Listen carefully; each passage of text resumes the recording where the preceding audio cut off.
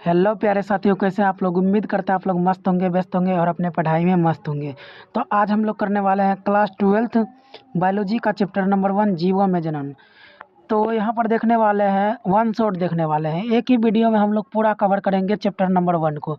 तो शुरू से अंत तक बने रहिए, नो बकवास, सीधी बात करेंगे, एकदम अच्छे तरीके से समझाएंगे। तो आप लोग शुरू से अंत तक बने रहिए, एकदम चैप्टर को एक ही वीडियो में आप लोग कवर कर लीजिए। तो चलिए, पहला टॉपिक आता है जीवन अवधि क्या है। क्या आता है? जीवन अवधि क्या है, जीवन अवधि की परिभाषा लिखे। तो जीवन अवधि क्या होता है कि जैसे हम जन्म लेते हैं, जन्म लेने के बाद क्या होता है कि हम वृद्धि करते हैं, वृद्धि होने के बाद क्या होता है कि हम जवान होते हैं, जवान होने के बाद क्या होता है कि हम बूढ़ा होते हैं, बूढ़ा होते हैं ना। तो इस प्रकार हम ना कुछ जीवन जीते हैं। क्या जीते हैं? कुछ ना कुछ जीवन जीते हैं, यानी 5 वर्ष, 6 वर्ष, 7 वर्ष, 60 वर्ष, 80 वर्ष, कुछ ना कुछ जीवन जीते हैं। और ये जो वर्ष है ना, यही जीवन काल कहलाता है। क्या कहलाता है? जीवन काल कहलाता है। जैसे जीवों का जन्म से लेकर के उस जीव की प्राकृतिक मृत्यु तक के अवधि को जीवन अवधि कहते हैं। यानी मतलब क्या, जैसे मान लीजिए किसी व्यक्ति का मृत्यु क्या चीज़ से, एक्सीडेंट से हो जाता है, तो क्या उनका जीवन अवधि कहलाएगा? नहीं कहलाएगा। क्यों? क्योंकि उनके प्राकृतिक मृत्यु नहीं हुआ, यानी वो प्रकृति के द्वारा नहीं मरा है, वो जानबूझ करके मरा है या दूसरे के कारण से, लापरवाही के कारण से मरा है, ना कि वह अपने खुद से मरा है। तो इसीलिए उनका जीवन काल नहीं कहलाएगा। वही अगर वो व्यक्ति जन्म लेता है, वृद्धि करता है, जवान होता है, उसके बाद बूढ़ा होता है, बूढ़ा होने के बाद मरता है, तब कहलाएगा उनका जीवन अवधि। तो नीचे कुछ उदाहरण दिया गया है कुछ जीवों का जीवन काल, जो कि एग्जाम की दृष्टि से काफ़ी महत्वपूर्ण है। जैसे कि यहाँ दिया गया है क्या चीज़, कुत्ता, कुत्ता का होता है 15 वर्ष, हाथी, हाथी का होता है 75 वर्ष, तितली, तितली का होता है 1 से 2 सप्ताह। उसी वर्ग कौवा, कौवा, कौवा उसी वर्ग में आता है, कौवा होता है 15 वर्ष। और तोता का 140 वर्ष, कछुआ 100 होता है। उसके बाद गेहूं का पादप, इसमें छः छः दिया गया है, इसमें कुछ पॉइंट मिस्टेक है, तो आप लोग थोड़ा कॉपरेट कीजिएगा। बरगद, बरगद होता है 200 वर्ष। कितना होता है?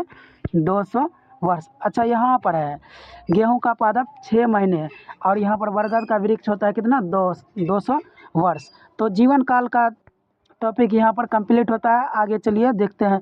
तो जीवन अवधि से संबंधित कुछ महत्वपूर्ण बिंदु है। क्या है? बिंदु। जैसे मान लीजिए कि जीवन काल, अभी बोले हम कि किसी दुर्घटना के वजह से उनका मृत्यु हो जाता है, तो वह जीवन काल नहीं कहलाएगा। क्यों? क्योंकि उनका प्राकृतिक मृत्यु नहीं हुआ है।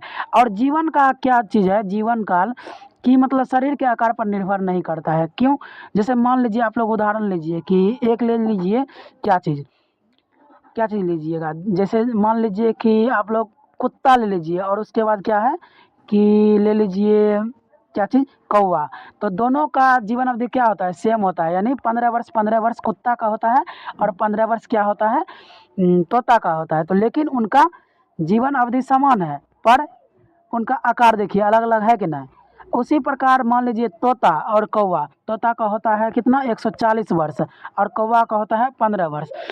तो यहाँ पर दिखने में समान है, बट उनका जीवन काल अलग अलग होता है। तो इस प्रकार हम कह सकते हैं कि जीवन काल जीवों के शरीर पर निर्भर नहीं करता है। तो यहाँ पर देखिए पॉइंट कुछ है, किसी भी जीव की जीवन अवधि चाहे कितनी भी हो, परंतु प्रत्येक जीव की मृत्यु निश्चित है। सही बात है कि हम जन्म लेते हैं, उसके बाद मृत्यु निश्चित है। कुछ ऐसे जीव है जिनकी प्राकृतिक मृत्यु नहीं होती है, जैसे एक कोशिकीय जीव, अमीबा, वो जीवाणु, इन जीवों को अमर प्राणी भी कहा जाता है, क्योंकि एक कोशिकीय जीव की वृद्धि के साथ साथ विभाजित होकर नए जीवों को जन्म देती है। तो एग्जाम में पूछा जाएगा कि ऐसा कौन सा जीव है जिनका क्या मृत्यु नहीं होता है, प्राकृतिक मृत्यु नहीं होता है, तो वो सिवाय एक कोशिकीय जीव है जो नहीं मरता है, बाकी सब कुछ मर जाता है। ठीक, तो यहाँ से आप लोग याद रखिएगा। तो जीवन काल का क्रम क्या होता है? जीवन काल का क्रम अगर ऑब्जेक्टिव में पूछा जाए तो सेम जवाब देना है। पहले जन्म होता है जीवों का, उसके बाद वृद्धि करता है, विकास करता है जीव जीव उसके बाद जो है जनन करने के लिए, यानी संतान उत्पत्ति करने के लिए रेडी हो जाता है। उसके बाद क्या होता है कि मृत्यु हो जाता है। यह जीवन काल का जीवन चक्र है। तो यहाँ पर जीवन चक्र से संबंधित हमारा टॉपिक कंप्लीट होता है। उसके बाद है जनन। जनन क्या है? जनन की परिभाषा, जनन क्या होता है? तो जनन, जैसे मान लीजिए कि एक व्यक्ति, इस पृथ्वी पर एक ही व्यक्ति आया होगा, उसके बाद देखिए कितना व्यक्ति हो चुका है। भारत में ही 140 करोड़ का क्या है, आबादी है। तो ये मतलब जनसंख्या में वृद्धि हुई कि नहीं? बिल्कुल हुई। यहाँ पर पृथ्वी पर एक ही जीव आया होगा, एक ही जीव से जो है संख्या में वृद्धि होते होते इतना आज हो चुका है पृथ्वी पर। तो ये जिस प्रक्रिया के द्वारा ये जीवों की संख्या में वृद्धि हुई उसे क्या कहेंगे? जनन कहेंगे। क्या कहेंगे? जनन। तो क्या है कि जीवों में पाई जाने वाली वह प्रक्रिया जिनके द्वारा अपने संतान में वृद्धि करते हैं क्या कहलाएंगे? जनन कहलाएंगे। तो यहाँ पर देखिए, प्रत्येक जाति में अपने ही समान नए जीव उत्पन्न करने की क्षमता पाई जाती है, इसी प्रक्रिया को जनन कहते हैं। सीधा शब्द में सजीवों का प्रमुख लक्षण जनन होता है। क्या होता है कि सजीव में एक लक्षण होता है कि वह चल सकता है, खा सकता है, पी सकता है, हवा ले सकता है, यानी सांस ले सकता है। तो उसी में से एक प्रमुख लक्षण है क्या? जनन। तो जनन सजीव में होता है। अब मान लीजिए बेंच बेंच जनन करता है, अपनी संख्या में वृद्धि करता है? नहीं। तो जीवों में क्या होता है? जनन होता है। जनन एक जैविक प्रक्रिया है। क्या है? जैविक प्रक्रिया, यानी ये जीव में होता है, जैविक प्रक्रिया। तो यहाँ पर जो है जनन का महत्व क्या है कि जनन के होने से क्या चीज़ है, हमें क्या लाभ है। तो जनन से जाति की निरंतरता बनी रहती है, यानी ताकि वह जाति की विलुप्त ना हो। मान लीजिए कि एक ही व्यक्ति आया होगा, अगर वो जनन नहीं करता तो वो व्यक्ति मर जाता है, यानी कि इंसान के संख्या में वृद्धि नहीं होता। इसी प्रकार मान लीजिए कि कोई जीव है, कुत्ता, बिल्ली आदि, एक ही जीव आया होगा, उससे संख्या में वृद्धि हुआ। अगर वो संख्या में वृद्धि नहीं करता तो क्या दूसरा कुत्ता बिल्ली बनता? नहीं। तो उसका यानी संख्या समाप्त हो जाता, वो प्राणी क्या होता? विलुप्त हो जाता। तो जनन के द्वारा जीव अपने वंश जाति के अस्तित्व को बनाए रखता है। सेम बात है। लैंगिक जनन द्वारा जीवों में विभिन्नता उत्पन्न होती है, जो सजीवों के विकास में बहुत सहायक होती है। यानी लैंगिक जनन में क्या होता है? विभिन्नता उत्पन्न होती है। तो एग्जाम में पूछा जाएगा कि लैंगिक जनन से उत्पन्न होती है विभिन्नताएं उत्पन्न होती है। क्या होती है? विभिन्नताएं। विभिन्नताएं का मतलब क्या होता है कि मान लीजिए कि सर्वप्रथम आप लोग सुने होंगे कि इंसान जो है कि बंदर के जैसे दिखता था। कैसे? बंदर के जैसा। तो उनमें कुछ विभिन्नताएं आए। विभिन्नता आने के बाद क्या हुआ कि वह खड़ा होने की मुद्रा में हुआ, खड़ा होने के मुद्रा में हुआ, और उसके बाद उनके शरीर के आकार में वृद्धि हुई और वह इंसान का रूप लेते गया। एक समय ऐसा आएगा कि अभी इंसान कुछ कुछ तरीका से दिखता है, आगे चल करके उनका जो है शरीर बदल भी सकता है। तो ये जो है किस चीज़ के कारण होता है? विभिन्नता के कारण। क्या चीज़ के कारण? विभिन्नता के कारण। तो यहाँ पर जनन की प्रकार, जनन होता है निम्नलिखित दो प्रकार से। क्या होता है? दो प्रकार से, लैंगिक जनन और अलैंगिक जनन। तो चलिए हम लोग अलैंगिक जनन के बारे में जानने का प्रयास करते हैं।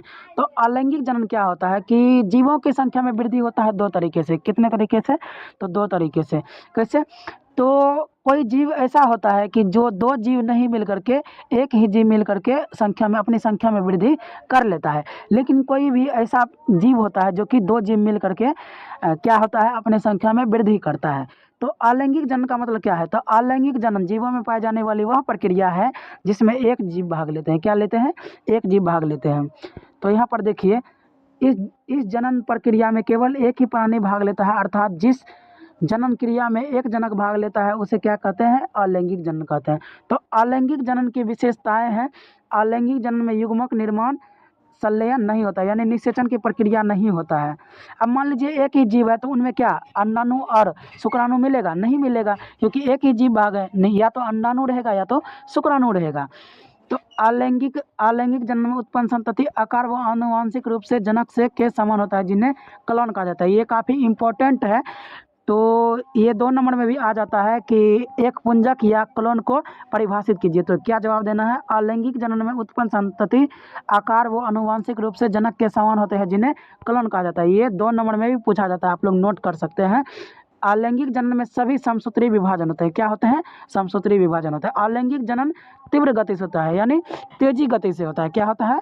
तो तेजी गति से होता है। अलैंगिक जनन निम्न श्रेणी के जीवों में पाया जाता है, यानी ये छोटे जीवों में पाया जाता है। क्या चीज़ में? छोटे जीवों में, जैसे अमीबा, पैरामीशियम, यूग्लिना, ये सब में क्या होता है?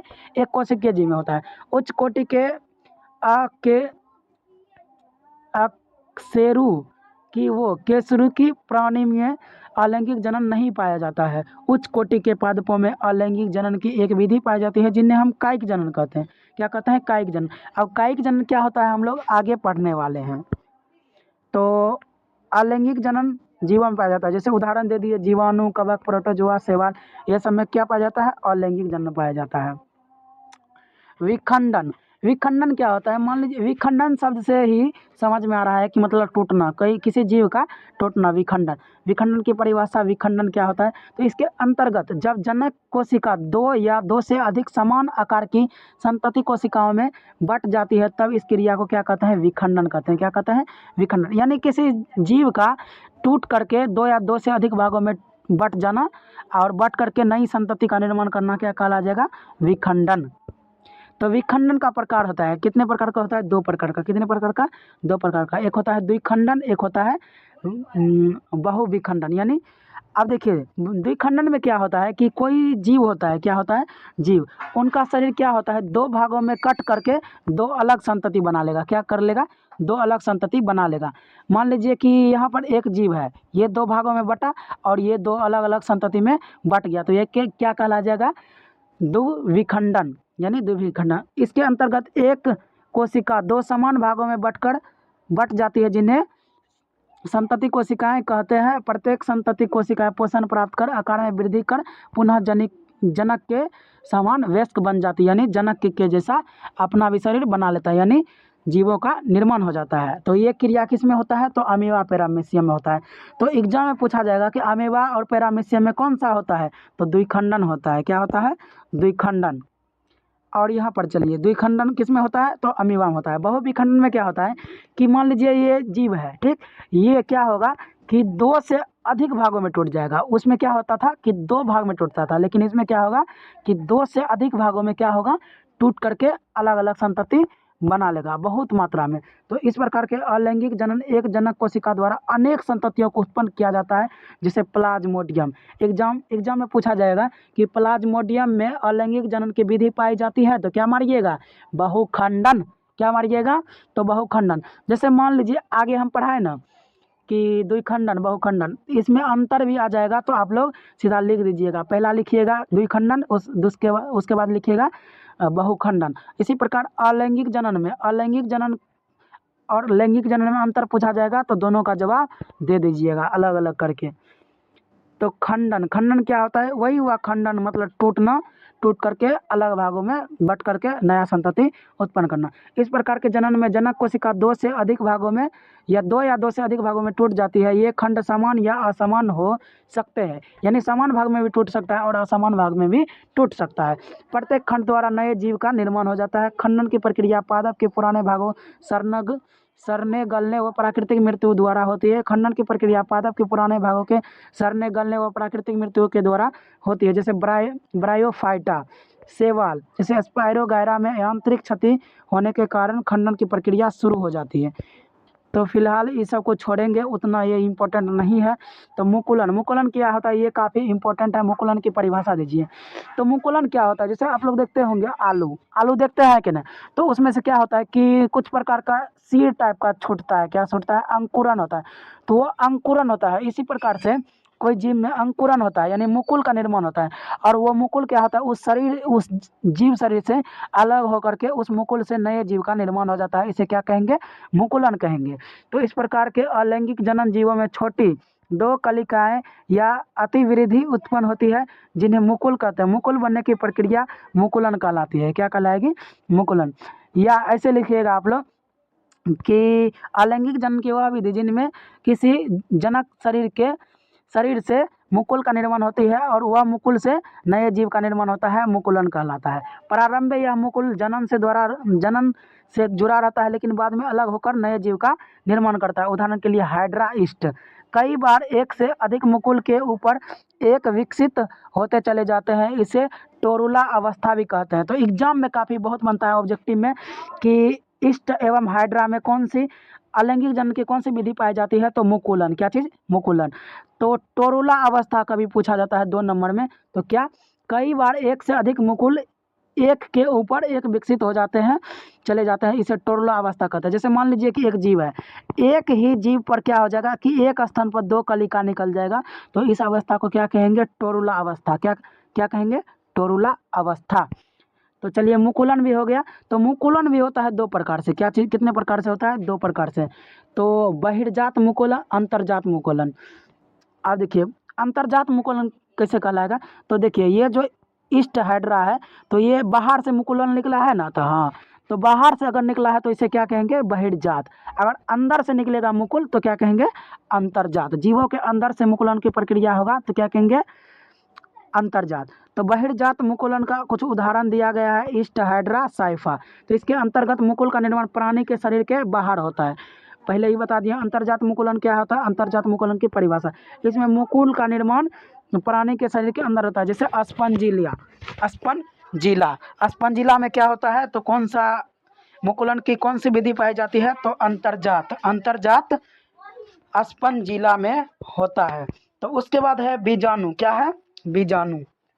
अधिकांश कवक तथा शैवालों में विशेष गोलाकार संरचनाओं के द्वारा अलैंगिक जनन होता है, जिन्हें बीजाणु कहते हैं। बीजाणु सूक्ष्म एक कोशिकीय एक केंद्रकीय पतली भित्ति वाली गोलाकार संरचना होती है। तो इनको सिर्फ याद रखिएगा, उतना इम्पोर्टेंट है नहीं। बीजाणु कितने प्रकार के होते हैं, बीजाणु कितने प्रकार का होता है, तो चल बीजाणु, अचल बीजाणु। ऐसा बीजाणु जो चल सकने में सक्षम होता है उसे चल बीजाणु, ऐसा बीजाणु जो चलने में असक्षम, उसे क्या कहेंगे, क्या कहेंगे, अचल बीजाणु। तो चल बीजाणु कशाभिका पाई जाती है जो चलन अंग का कार्य करती है, जैसे क्लेमिडोमोनास। अचल बीजाणु में गतिमान होते हैं क्योंकि इसमें कोशिकाएं नहीं पाई जाती है। यूलोथ्रिक्स, यूलोथ्रिक्स ये इंपॉर्टेंट सवाल है, अगर एग्जाम में पूछा जाएगा तो आप लोग जवाब दे दीजिएगा। और कोनोडिया, कोनोडिया क्या होता है, कोनोडिया की परिभाषा दीजिए, इंपॉर्टेंट है, 2 नंबर में कभी काल बन जाता है। तो ये कवक सूत्र पर पाए जाने वाले अचल बीजाणु है जो बहिर्जात अवस्था में बनते हैं। कवक तंतु के सिरे पर छोटी गोलाकार संरचना श्रृंखला के रूप में बनती है, जिन्हें कोनोडिया कहा जाता है। जिस कवक तंतु पर कोनोडिया बनते हैं उन्हें कोनोडियम धड़ कहते हैं। वायु तथा कोनोडियम वातावरण में बिखर जाते हैं और अनुकूलन परिस्थितियों में यह अंकुरित होकर नए कवक तंतु का निर्माण करते हैं, जैसे पेनिसिलियम। जब बीजाणु धानियों में बनते हैं ये अंतर्जात मुकुलन म्यूकर राइजोपर। तो इसमें से ज़्यादा दिमाग नहीं लगाना है। क्या पूछा जाता है कि पेनिसिलियम में जनन की कौन सी विधि पाई जाती है, तो कोनोडिया के द्वारा होता है। क्या चीज़, कोनोडिया के द्वारा, यही बार बार पूछा जाता है, आप लोग सीधा याद रखिएगा ऑब्जेक्टिव के तौर पर। तो जेम्यूल, जेम्यूल क्या होता है कि जेम्यूल ये स्पंज में बनता है, एग्जाम में पहले ही बनता है, बनेगा कि जेम्यूल का निर्माण होता है तो स्पंज में होता है, यही ऑब्जेक्टिव में बनता है। उसके बाद जो है 2 नंबर में कभी काल बन जाता है। तो यह एक प्रकार का अंतर्जात मुकुलन है जो प्रतिकूल परिस्थितियों में होता है। इसके अंतर्गत जंतु शरीर को अर्ध कोशिका रक्षात्मक खेल के अंदर छोटे छोटे पिंडों में बदल जाती है, जिन्हें जेम्यूल कहते हैं। आप लोग सीधा याद रखिएगा। जब अनुकूलन परिस्थितियां आती है तब प्रत्येक जेम्यूल से एक युवा प्राणी बनकर खोल से बाहर आ जाता है। उदाहरण स्पंजिला। इस प्रकार एक स्पंजिला प्राणी से कई संख्या में नए जीवों का निर्माण होता है। तो ये एग्जाम में पूछा जाता है कि ये जेम्यूल का निर्माण होता है स्पंज में होता है, यही सवाल पूछा जाता है, उतना ये नहीं पूछा जाता है। जीवों में जनन का भाग 2 यहाँ से पढ़े, तो जीवों में जनन अंतिम भाग यहाँ से पढ़े। अच्छा आगे है, ये नोट्स में दिया गया है, ठीक ना। तो यहाँ पर हमारा भाग 1 कंप्लीट होता है और उसके बाद भाग 2 में चलते हैं। तो कायिक प्रवर्धन की परिभाषा, कायिक प्रवर्धन क्या है, कायिक प्रवर्धन किसे कहते हैं, ऐसे एग्जाम में सवाल बन सकता है। तो कायिक भाग क्या होता है कि पौधे में कुछ भाग होता है, जैसे जड़, तना, पत्ती, कलिका। ये जो है ना, जड़, तना, पत्ती से क्या होगा कि नया जीव विकसित हो जाएगा। जैसे आप लोग देखते होंगे गुलाब का पौधा लगाते हैं कि नहीं, तो उसका जो है डंटी काट के लगाते हैं ना, तो उससे नया क्या होता है कि गुलाब का निर्माण हो जाता है। तो ये कौन सी विधि हुआ, कायिक प्रवर्धन हुआ। क्या, कायिक प्रवर्धन। तो पादप के कलिका भाग जैसे जड़, तना, पत्ती, कलिका आदि से नए पादप बनने की प्रक्रिया को क्या कहेंगे, कायिक प्रवर्धन कहलाएंगे या कायिक जनन कहेंगे। तो कायिक प्रवर्धन कितने तरीका से होता है, 2 तरीका से। कितने तरीका से, 2 तरीका से, प्राकृतिक के द्वारा और कृत्रिम प्रवर्धन द्वारा। तो प्राकृतिक के द्वारा क्या हो जाएगा, तो प्राकृतिक द्वारा हो जाएगा प्राकृतिक कायिक प्रवर्धन। इसके अंतर्गत पादप शरीर का कोई भी भाग जब अलग हो जाता है तब यह अनुकूल परिस्थितियों में नए पादप का निर्माण करता है। पौधे के कायिक भाग को प्रवर्ध कहते हैं। इस क्रिया को कायिक प्रवर्ध यानी प्राकृतिक कायिक प्रवर्धन कहते हैं। प्राकृतिक कायिक प्रवर्धन के प्रकार यहाँ पर देखिए, जड़ द्वारा, तना द्वारा, पत्ती के द्वारा, पत्र प्रकंद द्वारा, ये कुछ उदाहरण है। तो जड़ द्वारा किन में होता है, तो एग्जाम में बस यही पूछा जाता है, उदाहरण पूछा जाता है। क्या चीज़, उदाहरण जड़ के द्वारा, यहाँ पर देखिए सीधा नोट्स में दिया गया है एकदम बिल्कुल बेसिक से, कुछ पौधे की जड़ों में अपस्थानिक कलिकाएं को उत्पन्न करने की क्षमता पाई जाती है। ये कलिकाएं सक्रिय होकर पुनः पौधे को जन्म देती है, जैसे शकरकंद, शतावर, डहेलिया। तो यहाँ पर शकरकंद का उदाहरण काफ़ी इंपॉर्टेंट है, यही पूछा जाता है। तो जड़ के द्वारा का एक परिवर्तन किन में होता है, तो शकरकंद के द्वारा। किस में, शकरकंद में होता है जड़ के द्वारा। तने द्वारा का एक प्रवर्धन, तो तना द्वारा, इसके अंतर्गत पौधे के रूपांतरित तने विकसित होकर नए पौधे का निर्माण करते हैं। इन रूपांतरित तनों पर पाए जाने वाले अपस्थानिक कलिका तथा पर्व संधियों से नए पादप का निर्माण होता है। तो यहाँ पर तने के द्वारा जो है, तना में दो तरीके से होता है, एक अर्धवायवीय तना, एक होता है क्या, भूमिगत तना। तो भूमिगत तना यानी जो भूमि के अंदर हो, और जो है अर्धवायवीय तना, यहाँ पर देखिए ना, आप लोग को खुद समझ में आ जाएगा। परकंद है हल्दी, अदरक, सिर्फ याद रखना है। कंद आलू, सलकंद प्याज, लहसुन, धानकंद यानी घनकंद है, जमीकंद अरबी। ये सब कुछ एग्जाम्पल है। तो परकंद का उदाहरण हल्दी, अदरक, कंद का उदाहरण आलू, सलकंद का प्याज, लहसुन, घनकंद का जमीकंद और अरबी। ये सब उदाहरण हुआ। इनमें क्या होता है, तना के द्वारा प्रजनन होता है। तो ऊपरी भूस्तारी दूब घास काफ़ी इंपॉर्टेंट है। अंता भूस्तारी पुदीना, भूस्तारी स्ट्रॉबेरी, भूस्तारिका जलकुंभी। ये सभी मतलब क्या, अर्धवायवीय के तना द्वारा कायिक प्रवर्धन होता है। सिर्फ उदाहरण याद रखना। इसमें क्या होता है कि आलू का पूछा जाता है कि इसमें से कायिक प्रवर्धन की कौन सी विधि पाई जाती है, कि तना के द्वारा। दूब घास याद रखना है, शकरकंद याद रखना है, और आलू याद रखना है, और जलकुंभी याद रखना है, बस। पत्ती के द्वारा कायिक प्रवर्धन, वहाँ क्या पढ़े हम, तना द्वारा। तो पत्थर चट्टा ब्रायोफिलम एक होता है, विगोनिया ब्रायोफिलम पत्तियों के द्वारा किनारे से, जबकि विगोनिया में पर्व वृंत तथा सिराओं की सतह से अपस्थानिक कलिकाएं निकलती है जो नए पादपों का निर्माण करती है। ये पत्ती के द्वारा हुआ। अब देखिए पत्र प्रकंद यानी बूल बील द्वारा कायिक प्रवर्धन। तो इसके अंतर्गत पादप में पुष्प की जगह छोटी मंगल मांसल कलिकाएं उत्पन्न होती है। यह भोजन संग्रह करके मोटी होकर फूल जाती है, जिन्हें पत्र प्रकंद कहते हैं। यह कायिक जन्म में भाग लेती है। बस सिर्फ याद रखिएगा। जैसे उदाहरण में एक गेव, इसका एग्जाम्पल पूछा जाएगा, आपसे परिभाषा नहीं पूछा जाएगा। तो आगे चलिए, अलैंगिक जनन का महत्व। अलैंगिक जनन का महत्व बता दिए हैं कि इसमें एक जीव भाग लेता है, इसमें निषेचन की आवश्यकता नहीं होता है, इसमें युग्मक का संलयन नहीं होता है। उसी प्रकार है लैंगिक जनन, तो उसमें उल्टा होता है। क्या होता है, उल्टा। नर में नर युग्मकों तथा मादा में मादा युग्मकों का निर्माण होता है। लैंगिक जनन में क्या होता है कि जीवों में पाई जाने वाली वैसी जनन की प्रक्रिया जिसमें दो जीव भाग लेते हैं, लैंगिक जनन कहलाता है। ये दोनों युग्मक आपस में संयोजित होकर युग्मनज का निर्माण करते हैं, जो विभाजन करके नए जीव का निर्माण करता है। तो यहाँ जो है एग्जाम्पल पर पूछा जाएगा कि युग्मक क्या होता है। युग्मक होता है एन यानी एक गुणित, और युग्मनज क्या होता है, 2n यानी दो गुणित होता है।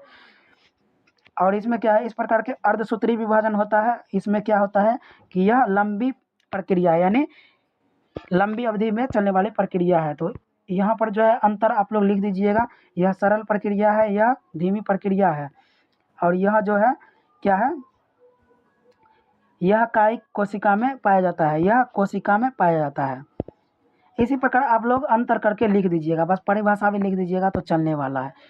4 गो याद रखिएगा कि इसमें निषेचन यानी क्या, लैंगिक में निषेचन होता है, अलैंगिक में निषेचन नहीं होता है।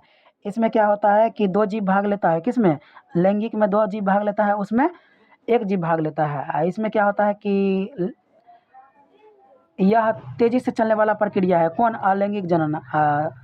लंबी प्रक्रिया कौन है, तो लैंगिक। तीव्र गति से चलने वाला कौन सा है, तो ये है अलैंगिक।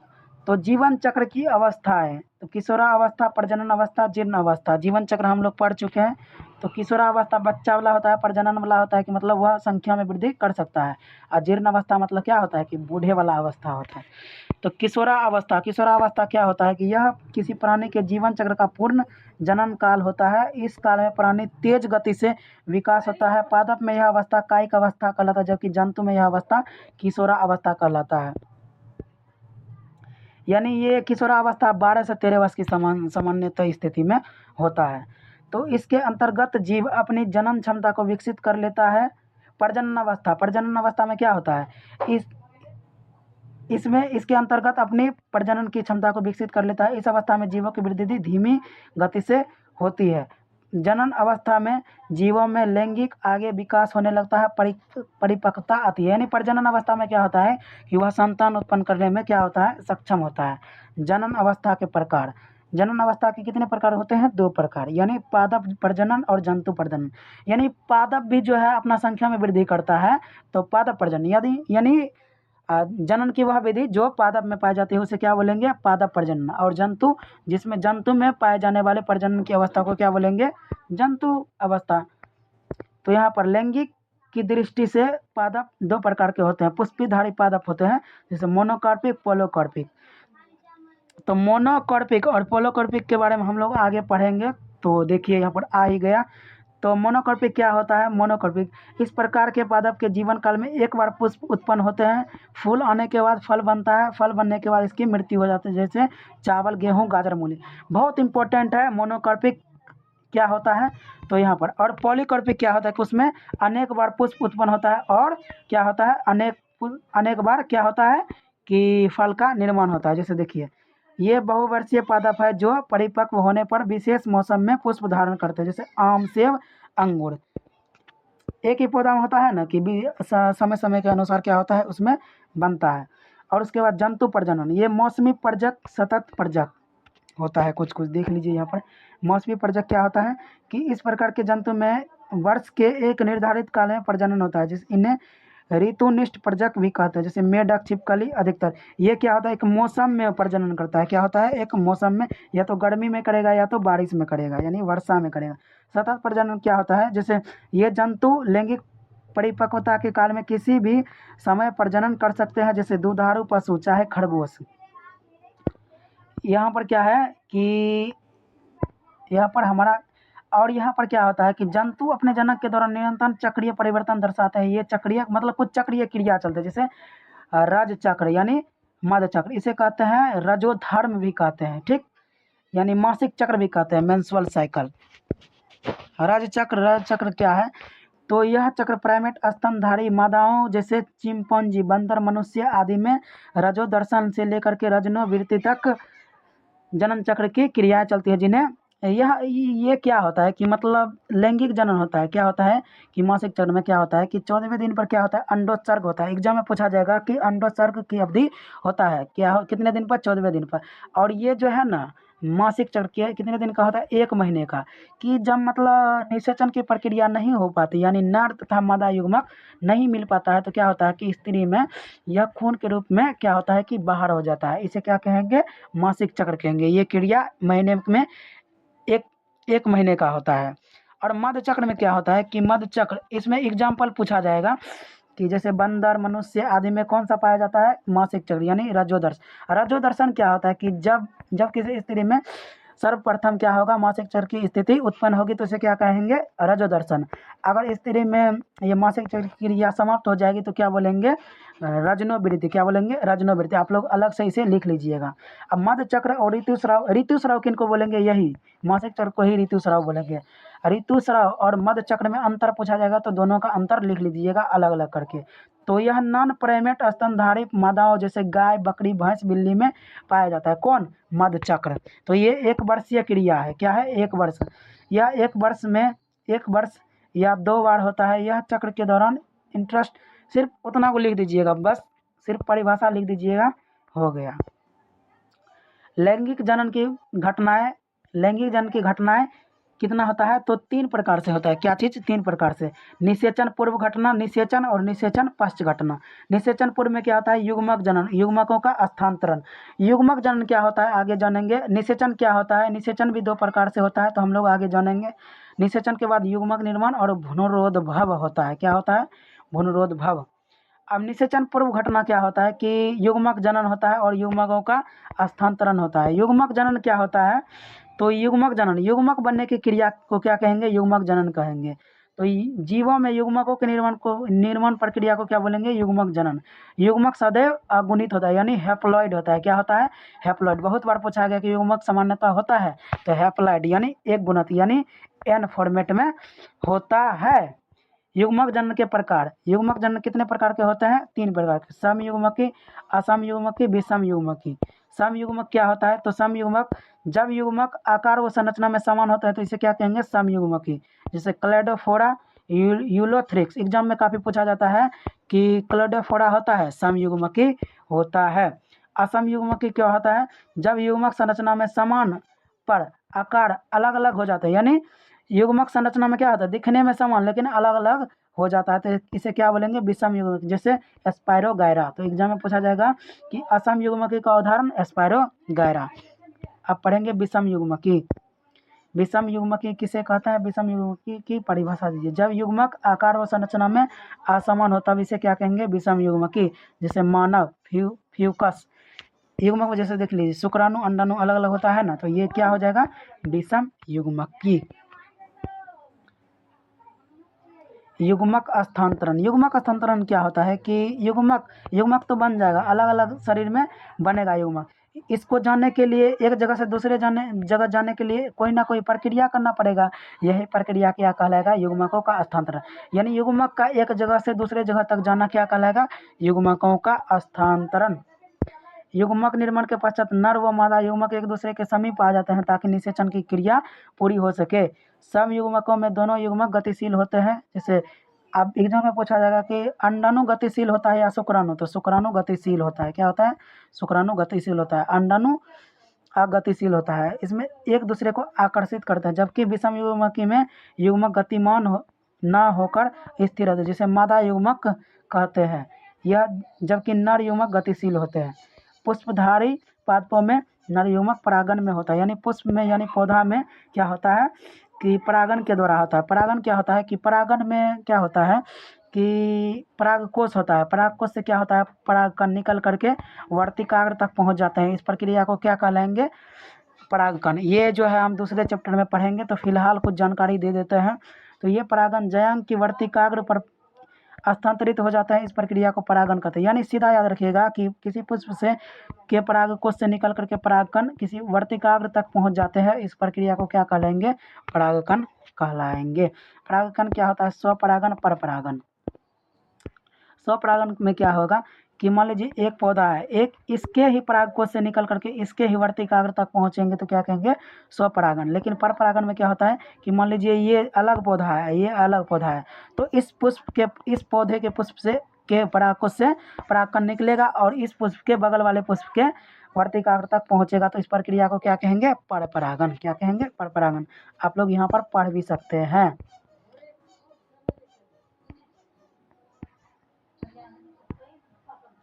अब यहाँ पर जो है हमारा भाग 2 समाप्त होता है। भाग 3 हम दूसरे पार्ट में करेंगे, तो यहाँ पर 2 भाग हमारा समाप्त होता है। तो चलिए यहाँ से तीसरा भाग हमारा शुरू होता है। तो पहला क्या है? भ्रूणरोधभवन। भ्रूणरोधभव की परिभाषा दें। भ्रूणरोधभव क्या है? ऐसे प्रकार से सवाल बन सकता है। तो युग्मक से भ्रूण निर्माण प्रक्रिया को क्या कहेंगे? भ्रूणरोधभव। क्या कहेंगे? भ्रूणरोधभव। इस दौरान युग्मनज में कोशिका विभाजन, कोशिका विभेदीकरण होता है। युग्मनज समसूत्री विभाजन करके भ्रूण की वृद्धि में सहायता करता है। इसके पश्चात भ्रूण की सेल विभेदित होकर अंग व अंगतंत्र का निर्माण करता है। भ्रूण विकास एवं भ्रूण उत्पत्ति के आधार पर प्राणियों को 2 श्रेणियों में बांटा गया है। तो अंडपरजक और सजीव परजक। अंडपरजक क्या होता है? जो जीव अंडा देता है उसे क्या कहेंगे? अंडपरजक। जैसे सांप, मेढक, छिपकली, ये सब क्या होता है? तो अंडपरजक होता है। सजीव परजक में क्या होता है? जो अंडा नहीं देता है उसे सजीव परजक। जैसे मान लीजिए गाय, भैंस, आदमी सब, ये सब क्या हो जाएगा? सजीव परजक। यानी ये सब अंडा नहीं देता है तो ये सजीव परजक हो जाएगा, यानी स्थलीय प्राणी। तो इसमें से कुछ इंपॉर्टेंट सब पॉइंट है, जैसे एक लिंगी पुष्प, द्विलिंगी पुष्प, उभयलिंगी पुष्प, एक लिंगाश्रयी, ये सब हेमोथैलिक, ये सब हेट्रोथैलिक नहीं पूछा जाता है। आप लोग पढ़ना चाहते हैं तो यहाँ पर पढ़ सकते हैं। ठीक है, आगे चलिए। द्विलिंगी पुष्प। द्विलिंगी पुष्प क्या होता है? जब एक ही पुष्प में नर व मादा जननांग उपस्थित हो तब ऐसे पुष्प को द्विलिंगी पुष्प कहते हैं। द्विलिंगी पुष्प कहते हैं। मान लीजिए कि एक ही पुष्प है, एक ही मतलब पौधा पर या पुष्प पर, जब एक ही पौधा पर क्या होगा? नर एवं मादा उपस्थित रहेगा तो उसके क्या कहेंगे? द्विलिंगी। जैसे सरसों, धतूरा, शकरकंद। तो एग्जाम में काफ़ी बनता है कि सरसों कौन सा जीव है? द्विलिंगी है। क्या है? द्विलिंगी। एकलिंगी पुष्प, जब एक पुष्प में नर एवं मादा जन्नांग उपस्थित हो अर्थात एक ही जन्नांग उपस्थित हो तब ऐसे पुष्प को क्या कहेंगे? एकलिंगी पुष्प कहेंगे। जैसे मक्का, नारियल, ये सब क्या हो जाएगा? खीरा, ककड़ी, ये सब एकलिंगी हो जाएगा। ये सब पहले ही बता दिए। तो यहाँ पर हमारा भाग पूरा चैप्टर समाप्त होता है। इसे कर लीजिएगा। एक पूछा जाता है युग्मनज। युग्मनज क्या होता है? युग्मनज 2n होता है, यानी 2n यानी द्विगुणित होता है, दुगुणित होता है। यहाँ पर कुछ क्वेश्चन छूट गया है। जैसे कि पूछा जाता है कि बंगाल का आतंक किसे कहते हैं? क्या पूछा जाता है? बंगाल का आतंक किसे कहा जाता है? तो इसमें क्या हो जाएगा? जलकुंभी हो जाएगा। क्या हो जाएगा? जलकुंभी। और जो है पूछा जाता है कि कौन सा ऐसा पुष्प है जो सिर्फ 12 वर्ष की अवस्था में पुष्प उत्पन्न करता है? 12 वर्ष में एक बार ही करता है। तो क्या हो जाएगा? नीलाकुरंजी। क्या हो जाएगा? नीलाकुरंजी। और पूछा जाता है कि कौन सा ऐसा पुष्प है जो कि जीवन में एक बार ही उत्पन्न होता है? तो वो जाएगा बांस। क्या हो जाएगा? बांस हो जाएगा। और पूछा जाएगा कि कौन जो है ठहरे हुए पानी को खींच लेता है? तो जलकुंभी हो जाएगा। क्या हो जाएगा? जलकुंभी। अब पूछा जाएगा कि बंगाल का आतंक जलकुंभी को क्यों कहा जाता है? तो क्या हुआ था कि बंगाल का आतंक इसलिए कहा जाता है क्योंकि बंगाल में यह एक समय में फैल गया था, पूरा फैल करके पूरा बंगाल का पानी खींच लिया था, जहाँ पर जो है पानी की समस्या उत्पन्न हो गई थी और जंगल हो गया था। तो इसीलिए इनको बंगाल का आतंक कहा जाता है। लिख दीजिएगा आप लोग, 2 नंबर में आ जाएगा। तो यहाँ से हमारा चैप्टर कंप्लीट होता है और यहाँ से एक भी क्वेश्चन नहीं छूटेगा, उम्मीद है।